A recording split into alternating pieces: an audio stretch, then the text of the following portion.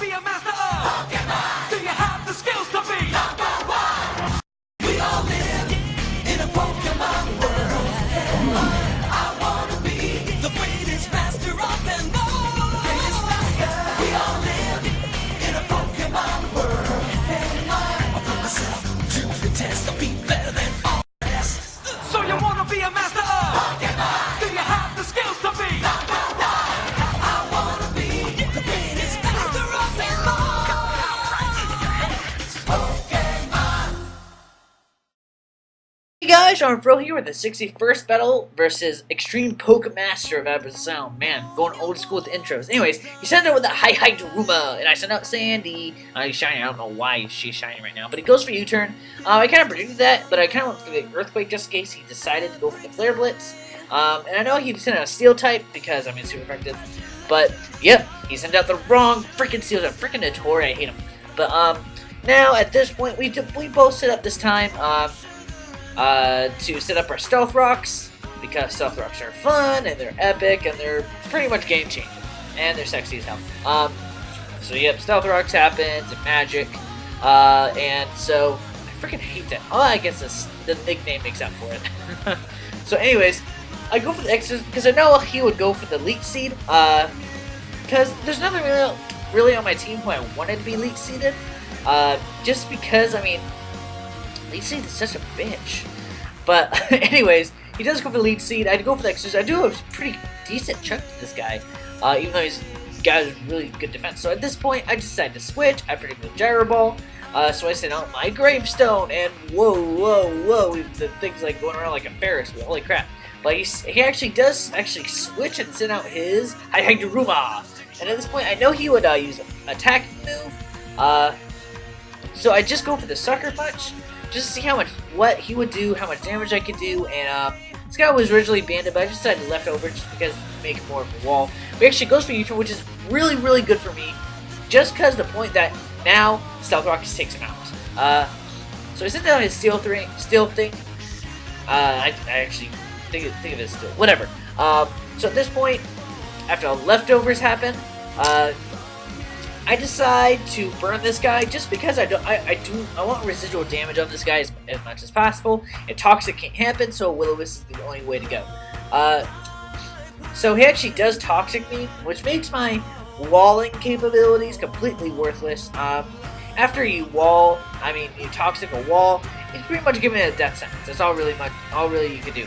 So at this point, I think we both switch here, but I get some residual damage on this guy, and there's really nothing more Spiritomb can do on this guy, so I decided to switch and go into my Sandy, just because even if he does Leech Seed, I mean, he only gets one turn to Leech Seed on me, and yep, that's what he does, he goes for Leech Seed.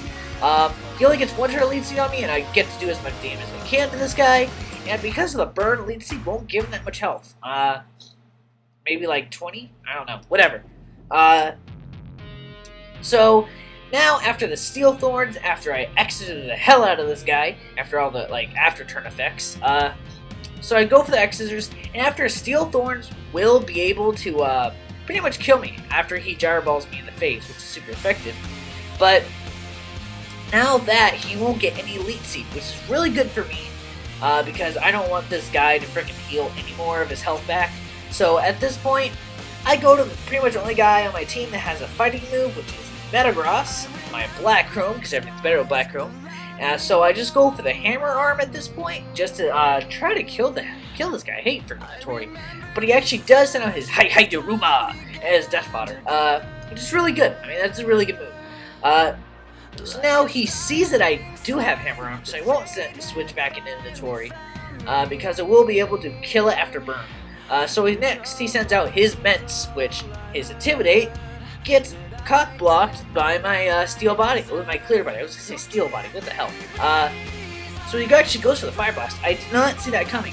I usually see Flamethrower because really good players do accuracy over power. I mean, really, that's really the only way to go. But he actually does take me out with one hit, because now that I see his Life Orb, I do send out my Pure Darkness, and I actually go for the Dark Void. I really don't want him to send out Notori, but I just risked it, and he sent out Repulsion, which is epic. because Repulsion is actually a really good check for Darkrai. Just because the Mach Punch, it can I think it took it 2-hit KO if it has Guts, and 1-hit KO if it has Iron Fist. So I actually do negate his leftovers with Bad Dreams, which is really good. I picked a switch back into his Tori, and I just go with the Focus Blast. This is really good because if he does switch, if I do miss that first turn, I will be able to get that second turn just to have more than 50% to actually hit this guy. So I don't know what the 50% was. I just pulled that statistic out of my ass, but whatever. So his Notori goes down, luckily, because actually, thank God I hit this guy. So now he sends out his Rotom Wishy-Washy. And he just, like, who gave this guy, like, epic amounts of sugar? So I just Dark Pulse this guy just to calm this guy down. But I know he wouldn't go for the Hydro Pump because he already hit with a really, like, low accuracy move. So he just goes for Discharge. I know I would live it because Darkrai is actually really bulky. So at this point, just hit it with another Dark Pulse, just take it out. And I give that guy rest because he was, like going all over the place, like dancing around, whatever. So now he sends out this Repulsion. Always so cute when he's tired. But I do Focus Splash. That's it's the strongest move that's not resisted. Actually, thank God I hit, and I actually bring it down to the yellows. And because I have he's asleep again, I will negate his leftovers with Bad Dreams. But the only really thing I'm scared of right now is for a Mach Punch, because I mean I was gonna die anyways. Maybe 2 more hits. I get 2 more hits in. So now I'm pretty much screwed with Stealth Rocks. But whatever. So at this point, he sends his Alakazam, his Zavador, which Alakazam gets a really, really epic move. I actually had to look it up after the battle because, see, I had Stealth Rock out, Stealth Rocks up, but he still is able to cling to his Focus Sash. Why? Alakazam gets Magic Guard. That means Stealth Rocks does not hit him, so he actually is able to cling to his Focus Sash. I kill myself with my own Life Orb, but it's all good. It's all good. So now I send out my Gravestone just because I went for the Pursuit guy. I thought he would switch because now that he has Magic Guard, I mean, there's no really point of him like not switching, but I actually do. He actually predicts me and goes for the Shadow Ball. I mean, I am especially defense bulky, so I will be able to take it and kill the Pursuit. So, anyways, catching up.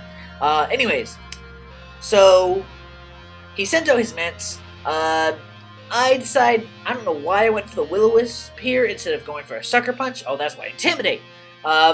Even though he does take a huge chunk from Stealth Rocks, he will kill me with an Earthquake. Question of the day, real quick. What is your favorite lead in Generation 5? Oh yeah, I have a Scarf Aladdin, and I go boom in his face. Just because I haven't had an explosion finish in a long ass time, so I decided just to do it, whatever. So I do win 1-0. Tell me what you guys think of your Generation 5 leads. I might use one because I'm kind of bored with my leads right now. So good game, Extreme Pokemaster. Thanks for watching, guys. Rate, comment, subscribe. Stay classy, guys.